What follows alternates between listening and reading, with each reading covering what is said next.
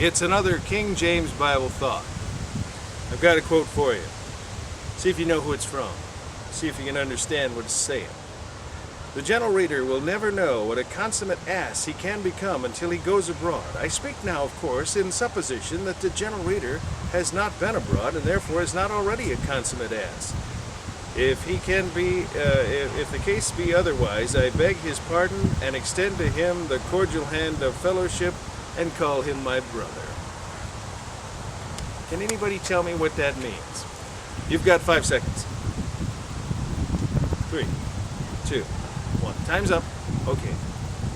If you don't know what it's talking about, I'll tell you.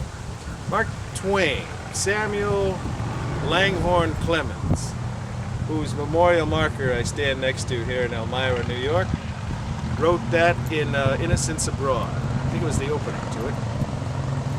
And he's not only making fun of everybody in that quote, but he's also making fun of himself, which is the humor and the beauty of his comments. But, you know, it's not easily understood, but that's why it's funny. You have to figure it out. And then when you figure it out, it's funny. You know, God's Word in the King James Bible is not easy to figure out. It wasn't meant to be. God didn't write it in an easy way to figure out. I mean, if it was easy to figure out, why would Revelation be written in the way it is? Why would the Kings be organized in the way that they are? It's not easy to figure out. God never meant it to be. That's why Jesus also spoke in parables. But why is it, you know, I mean, would somebody to consider saying, hey, let's take Mark Twain's writing there because it's hard to figure out, and let's rewrite it so people can get it? No, because that would take away the humor and the beauty of it. But yet somehow people seem to think that God's Word can be changed so that people can better understand it.